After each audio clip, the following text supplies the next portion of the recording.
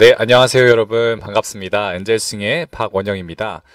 어느덧 벌써 4회차를 맞이하게 됐는데요. 여러분들에게 이제 발표에 앞서서 일단 영상과 오디오를 한번 체크하는 시간을 가지도록 하겠습니다. 그래서 제 목소리가 잘 들리고 영상이 잘 보이시면은 잘 보인다라고 그 채팅창에 남겨주시면 감사드릴 것 같고요. 또 잘 들리지 않거나 화면이 좀 깨진다 싶으면 그것도 같이 말씀해 주시면은 저희 기술팀이 어떻게 하면은 조금 더 좋은 퀄리티의 영상을 보시게 될 수 있을지 안내를 드리도록 하겠습니다. 자, 이번으로 이제 아마 기술팀께서 지원을 하고 계신 걸로 알고 있고요. 그래서 아마 영상이 곧 잘 안 보이시는 분들은 잘 보일 수 있도록 저희가 도와드리도록 하겠습니다. 엔젤스윙의 이제 4회차 세미나 직전에 제가 간략하게 건설 드론 웨비나 사전 설문조사에 대해서 여러분들에게 안내를 드리고자 합니다. 그래서 그 사전 설문조사한 내용을 함께 이제 화면으로 저희가 띄워드릴 거고요. 그걸 보시면서 업계가 어떻게 병해 가고 있는지, 그리고 또 현재 스테이터스가 어떻게 되는지를 한번 같이 보도록 하겠습니다. 네, 첫 번째 저희가 140명을 대상으로 이제 국내 건설사, 종합건설사 및 건설사들, 엔지니어링사, 공공기관 관계자들을 통해서 이 설문조사를 진행을 했었고요. 이제 그거에 대한 결과를 조금 안내해 드리겠습니다. 작년에 2019년도에도 했는데 이제 결과가 좀 많이 달라졌어요. 첫 번째로는 이제 공종 중에 건축 현장과 토목 현장에서 이제 드론을 적용하고 있다, 또 적용하고자 한다라는 응답이 이제 압도적으로 많은 것을 여러분들이 이 설문조사를 통해서 보실 수가 있었습니다. 그리고 두 번째는 건축 택지 토목 현장에서 드론을 활용하고 있다면 그 활용처는 무엇일까요? 라고 했을 때 보시면은 시공 기록 관리에 이제 점점 더 많은 비율이 높아지는 게 보이시죠? 원래는 2019년도만 하더라도 이 조감도 및 영상 활용에만 사실 거의 대부분의 몰표가 있었을 정도로 많은 분들이 사용하고 있는데 점점 더 이제 매핑 부분이 많이 추가가 되고 있는 것으로 판단이 됩니다. 또 현장에서 드론을 활용하기 어려운 점이 있다면 그 이유는 무엇일까요? 라는 또 설문을 드렸는데요. 보시면은 낮은 이해도를 높이고 정확도에 대한 신뢰를 높이기 위해서 이제 저희는 웨비나를 진행하고 있는데, 여기 보시면은 이제 낮은 이해도, 이 부분이 가장 큰 문제다. 또 드론 데이터의 정확도에 대한 낮은 신뢰도도 문제다라고 이제 제안을 해주셨습니다. 그래서 이런 어려운 점들을 저희가 보완하기 위해서 오늘 또 설명을 여러분들에게 드릴 예정입니다. 또 이를 극복하기 위해서 필요한 것은 무엇인가요? 라는 질문을 당연히 드릴 수밖에 없죠. 보시면은 현장 실무 사례 등 레퍼런스를 확보하는 것, 현장에서 사용하기 쉬운 소프트웨어, 측량 정확도의 검증 등 이렇게 현장에서 쉽게 사용할 수 있거나 어떤 레퍼런스가 무엇보다도 중요하다라고 얘기를 해주셨습니다. 그래서 웨비나에서 이렇게 현장 사례들과 또 솔루션에 대한 업데이트를 공유를 드리는 거고요. 다섯 번째, 이를 극복하기 위해서 엔젤스윙과 같은 소프트웨어 솔루션 제공사가 해야 할 일은 무엇인가요? 플랫폼의 정확도의 개선이라고 가장 많은 응답이 있었고요. 여러 가지 인터페이스, 새로운 기술 지원, 이용 사례들, 레퍼런스 제공, 여러 가지가 있는데, 여러분들이 가장 궁금해하시는 이제 토목 물량 정확도, 이 드론으로 측량한 게 그래서 얼마나 정확하냐라는 그런 질문들을 어떻게 보면 가장 많이 하실 수밖에 없을 것 같습니다. 그래서 오늘 웨비나의 주제 또한 이런 토목 물량 정확도에 대해서 드론 측량이 가지는 그런 이점들, 그리고 한계들, 이런 것들을 같이 나누고자 세션을 준비하게 되었습니다. 그래서 첫 번째 세션은 이제 드론 활용으로 토목 물량 측정 정확도 개선 연구를 같이 진행하셨던 한양의 재준영 주임님께서 발표를 해주실 예정이고요. 두 번째는 제가 계획고 기반으로 토목량 산출 정확도 비교 실험을 이제 GS건설과 함께 진행했던 사례가 있습니다. 그 사례를 여러분들에게 공유 드림으로써 이 발표를 시작을 하도록 하겠습니다. 이제 시작하기에 앞서서 드론 데이터의 정확도 이해를 위해서 필요한 개념 두 가지를 제가 정리를 해왔는데요. 하나가 이제 GCP, Ground Control Point, 한국말로는 지상 기준점이라고 하고요. 그리고 또 한 가지가 이제 RTK 드론이라는 거죠. 그래서 지상 기준점이 무엇이냐, 이제 지상에 보면은 사진에도 보이시겠지만 제가 설치하고 있네요. 이렇게 바둑판 모양의, 하늘에서 알아봤을 때도 저 정확히 가운데 점을 찍을 수 있는 그런 이제 표지판이라고 보시면 되겠습니다. 이 표지판에 저 가운데 점을 아주 정확한 GPS로 측량을 한 다음에 X, Y, Z 값을 이제 기록을 해 놓는 것입니다. 그리고 이런 점들을 현장의 곳곳에, 가운데, 가장자리 부분에 또 배치를 하게 되어서 이 점들을 통해서 드론 데이터로 사진 측량한 정보를 보정한다라고 보시면 되고요. 측량값에 가까운 또 측량할 수 있는 자료로 나올 수 있는 이유가 이런 기준점들 덕분에 또 더 정확한 측량 데이터를 만나보실 수가 있고요. 오른쪽에 있는 RTK라고 하는 개념입니다. 보통 우리가 사용하는 현장에 사용하는 GPS는 대부분 다 RTK 방식의 GPS입니다. 이제 방식이 하나가 이제 베이스 스테이션이라고 하는 이제 기지국이 있고요. 그 기지국에서 오차 정보를 로버라고 하는 이동국에다가 날려줍니다. 그 오차 정보를 날려주면은 그 오차 정보를 통해 이제 정확한 포지셔닝을 이제 계산을 해서 한 1, 2cm 정도의 오차가 나는 아주 정확한 포지셔닝을 할 수 있게끔 만들어내는 게 RTK GPS의 원리고요. 이 원리를 이제 드론에서 사용하는 GPS가 보통 미터급의 오차를 나는데 드론에다가 보면 이제 갓이 달려 있죠. 제가 여기 또 현장에 가져 나왔는데 여기 보시면은 드론에 이렇게 또끈한 게 더 달려 있어요. 이게 GPS인데 RTK GPS다 보니까 조금 더 특별한 GPS를 이렇게 드론에 달아가지고 만든 이제 드론입니다. 그래서 사진에 이제 사진을 찍게 되면은 그 사진이 찍힌 위치가 이제 지오 태깅이라고 해서 사진의 메타데이터 안에 이제 기록이 되는데요. 그 기록된 GPS 정보가 이 RTK GPS 덕분에 정확하게 이제 기록을 할 수 있다라는 게 이제 이 두 가지 개념이었고요. 그래서 이 개념을 시작으로 이제 오늘 이제 강의를 한번 시작을 해보도록 하겠습니다. 그래서 그 전에 일단은 제가 소개해 드릴 분이 한 분 있는데요. 주식회사 한양에서 근무하시는 그 재준영 주임님을 소개하도록 하겠습니다. 간략하게 소개 한번 부탁드리도록 하겠습니다. 네, 반갑습니다. 저 주식회사 한양에서 근무하고 있는 재준영 주임입니다. 이제 건설드론 웨비나 4차 발표를 준비를 했고요. 드론 측량 시 정확도를 올릴 수 있는 관리 방안에 대해서 한번 준비를 해봤습니다. 많은 시청 부탁드리겠습니다. 네, 참여해주신 전임님 주임님 너무 감사드리고요. 이제 바로 발표를 시작하도록 하겠습니다. 안녕하세요. 건설드론 웨비나 4회차 발표자 주식회사 한양 재준영 주임입니다. 저희 현장을 간략하게 소개해 드릴게요. 일단은 저희가 대지 면적은 다음과 같고요. 엔젤 스윙에서는 스탠다드 플랜을 사용하고 있어요. 저희 현장에서는 이제 건축 공사팀, 토목팀, 공무팀이 같이 이제 사용하고 있는데 연구 기간은 올해 4월부터 내년 3월까지 예정이 되어 있습니다. 저희 현장에서 이제 드론을 도입하게 되면서 어떻게 활용을 할 것인가 이거에 대해서 고민을 많이 해봤었는데요.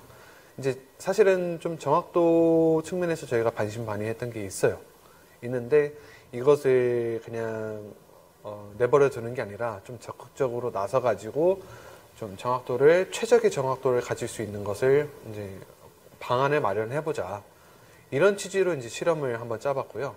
실험은 간단합니다. 드론 측량을 해서 그것을 이제 실측값하고 비교를 해보는 것인데요.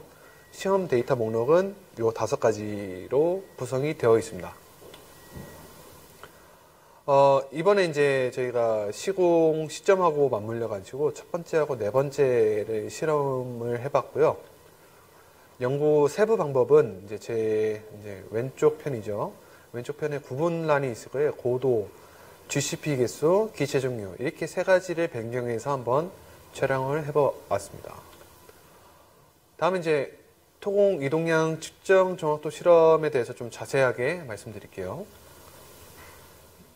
저희 엔젤 스윙 플랫폼에서 이제 부피 측정 도구가 있어요.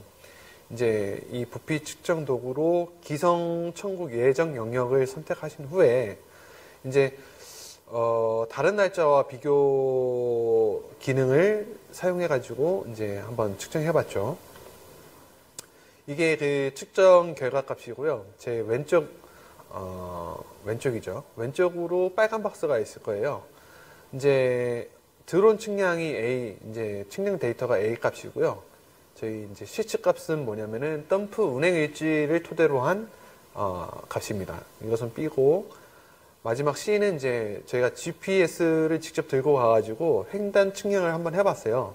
그래서 이제 이런 결과값이 나왔고, 이제 결과를 말씀드리기에 앞서서 저희가 이제 실험을 하게 되는데 가설을 좀 세우고 진행을 해봤어요. 이제 비행 고도가 낮아지면은 정확도가 높아질 것이다라고 생각했었고, 두 번째는 다른 조건이 동일할 때 RTK 드론이 일반 드론보다 정밀한 결과를 보일 것이다 라고 예상을 해봤었는데 좀 예상했던 거하고 좀 반대로 고도가 무조건 낮다고 해가지고 정확도가 높아지는 건 아니더라고요. 110m가 오히려 이제 첫 번째, 두 번째를 비교해 보시면 첫 번째가 110m고 두 번째가 90m인데 110m가 오차율이 좀 더 적은 것을 확인하실 수 있죠. 두 번째 가설에 대해서는 이제 RTK가 이제 정확도가 좀 떨어지는 것처럼 보이지만 저희가 이번에 GCP를 18개 정도 이제 충분히 설정을 했기 때문에 팬텀4 프로가 좀 오차율이 좀 적게 나왔습니다. 다음 실험에서는 이제 GCP 개수를 좀 달리 해보자 해가지고 저희가 세웠던 가설은 이제 GCP 개수가 적어지면 RTK 드론이 더 높은 정확도를 나타낼 것이다 라고 생각했었는데 이것도 좀 예상과는 조금 많이 달랐어요. 왜냐면 GCP 개수도 이미 18개를 좀 설정해 놓은 것도 있고 이제 첫 번째, 세 번째를 비교해 보시면 되겠네요. 첫 번째는 이제 둘 다 18개일 때 확실하게 이제 팬텀4 프로2가 이제 높은 정확도를 보이고요. 이제 이것은 다시 말하자면 팬텀4 프로2가 GCP 개수의 의존도가 굉장히 높다. 그리고 세 번째, 네 번째를 비교해 봤을 때 같은 이제 GCP가 3개였을 때 이럴 때는 RTK가 정확도가 좀 더 높았죠. 이제 따라서 결론은 팬텀4 프로2는 GCP의 의존도가 높다가 결론이었습니다. 그거 외에도 이제 저희가 정확도 검증을 해봤는데요. 이제 RMS 에러 측량 계산도 한번 해보고 이제 추가로 검사점을 한 4군데 더 설정을 해봤습니다. 이제 요것은 그 검사점에 대한 데이터 값이고요. 결론이 뭐냐? 앞서 말한 거하고 똑같이 팬텀4 프로2가 GCP에 굉장한 영향을 받는다. 반대로 이걸 다시 말하자면 이제 현장 내에서 GCP 설치가 제한적인 경우에는 RTK 기체를 사용하는 것을 검토해 봐야 된다라는 것이죠. 대신에 이제 GCP 설치가 좀 많이 할 수 있다 하면은 팬텀4 프로가 훨씬 더 오차율이 적을 겁니다. 결론이 무엇이냐? 그러면은 시초 목표가 저희가 이제 원가 관리 측면에서 저희 원청사에서 이제 정확한 시측과 측량을 통해서 낭비되는 돈이 없어야지 이제 원가 관리가 잘 되는 거거든요. 근데 항상 협력업체에서 이제 뭐 숫자를 장난치거나 뭐 휴먼 에러가 나거나 해가지고 오차가 생깁니다. 근데 요것을 이제 방금 저희 실험한 거하고 같이 드론 측량이 정확도가 한 0.5%까지 이제 올릴 수 있으니까 드론 측량하는 시간하고 실측하고 측량하는 시간을 비교해 봤을 때 드론 측량이 확실히 시간이 빨리 걸리거든요. 그래서 앞으로 드론 측량 가지고 기성 검토를 하는 세대가 오지 않을까 이렇게 예상해 봅니다. 두 번째는 파일 항심 시공 비교인데 이제 제 오른쪽으로 20m가 있고요. 제 왼쪽으로 110m가 지금 보이실 겁니다. 각 사진마다 오른쪽 상단에 검사점하고 이제 이상한 깃발 모양이 보이실 텐데요. 조그맣게. 이 깃발이 이제 엔젤스윙 플랫폼에서 마커 기능을 사용한 겁니다. 이제 검사점을 올려놓고 이제 마커 기능을 사용해서 딱 찍어 놓는데 요 중심점하고 마커가 멀어지면 멀어질수록 정확도가 안 좋은 거죠. 근데 110m를 봤을 때 정중앙에 있고 20m는 조금 더 멀리 떨어져 있습니다. 앞서 말한 거와 같이 우리가 낮은 고도라 해서 절대 정확도가 높은 것은 아니다. 이제 지금 사진상으로는 잘 안 보이지만 이게 지금 도면에 엎어놓은 상태거든요. 근데 저희 이제 주식회사 한양이 이제 파일 향타 공사를 좀 잘하기 때문에 정밀 시공을 통해 가지고 좀 벗어난 것은 없는데 만약에 이제 벗어난 게 생긴다 그러면은 110m가 훨씬 더 벗어난 것을 잘 측정할 수 있다라는 결론입니다. 그래서 실험 결과는 앞서 말한 것 같죠. 이제 여기서 제가 좀 첨언해드리고 싶은 것은 이제 현장에 맞는 기체와 고도가 이제 적정 고도가 있어요. 이것을 도입 전에 이제 엔젤 스윙하고 충분한 협의 후에 도입을 하시고 운영하시는 게 낫다. 이게 결론인 것 같습니다. 마지막 결론 및 향후 과제에 대해서 말씀드리겠습니다. 결론이 뭐냐? 이제 정확도를 올릴 수 있는 요인이 크게 세 가지가 있었는데 저희는 이제 세 번째 관리 전략에 대해서 조금 많이 연구를 한 거고요. 이제 제 앞서 말했던 것은 연구 결과고 앞으로도 이런 현장 관리 전략을 잘 짜 놓아서 다른 현장에 이제 A라는 회사가 다른 현장에 또 사용한다. 그러면은 이제 관리 전략을 좀 잘 세울 수 있겠죠. 좀 최적의 정확도를 위해서. 다음은 향후 과제에 대해서 좀 설명드릴게요. 버림 및 기초 콘크리트 물량 비교. 이것은 저희가 이제 엔젤스윙 플랫폼에서 날짜 비교를 할 수 있는 라인이 있어요. 이제 측정 도구에서 부피를 선택하셔서 영역을 선택하신 후에 하실 수 있는 건데 이것은 이제 부피 비교로 저희가 진행을 할 거고 여기에다가 레미콘 실제 타설량을 비교를 한번 해볼 겁니다. 두 번째는 이제 기초 콘크리트 타설 후에 평활도 계략 측정인데 이것은 이제 마찬가지로 엔젤스윙 플랫폼에서 수치평면 모델 데이터가 있어요.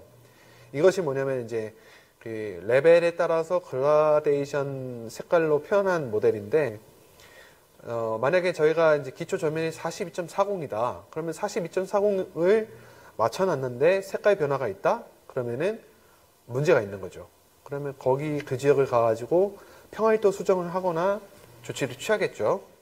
마지막은 골조 시공 후 POI 측량을 통해서 골조 오시공 식별인데 이 POI 측량이 뭐냐면 다양한 각도에서 이제 건축물을 좀 촬영을 하는 건데 이것이 이제 건축 현장에서 과연 도입이 될까는 사실 좀 제한적인 부분이 있죠. 왜냐면 이제 저희가 아파트가 이제 18층까지 올라가니까 그 중간에 깽폼, 타워 크레인도 있고 드론 기체를 날리기 위한 조건이 안 될 것 같아서 이것은 추후 한양하고 이제 엔젤스윙하고 협의를 할 겁니다. 마지막으로 이제 드론 사용 소감인데요. 저희 빠지지 않고 등장하는 저희 토목 차장님이 원래 반신반의를 하셨었는데 굉장히 만족하고 계십니다. 저도 사실은 도입 전에는 이제 과연 이게 정확할까?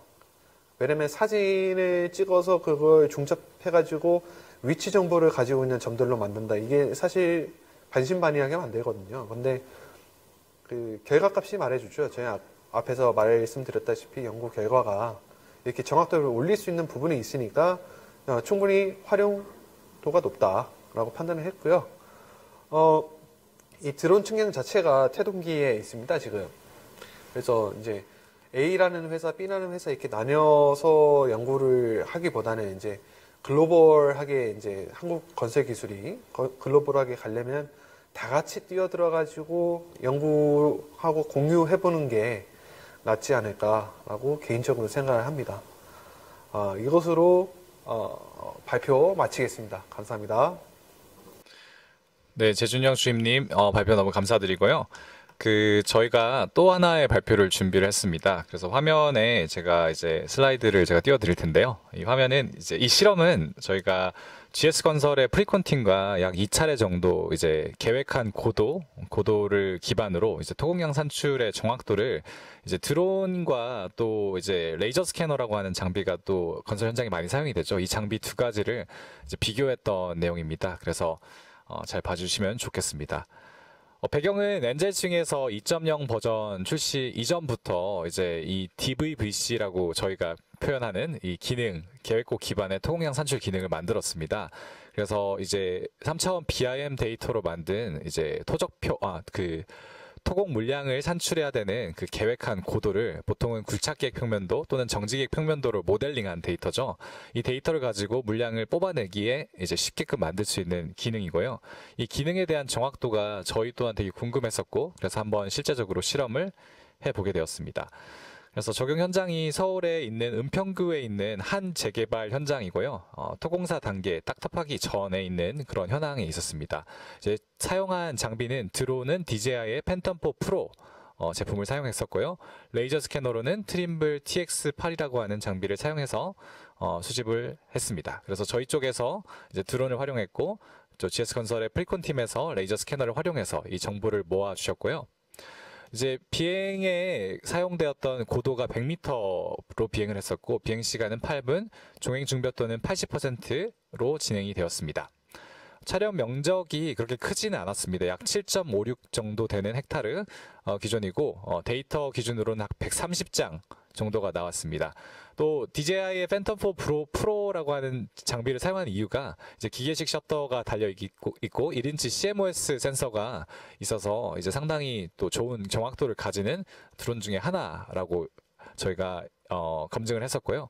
또 이것을 통해서 여러 가지 건설 현장에 적용해 본 결과 상당히 좋은 반응을 이끌어낸 그런 드론이었습니다.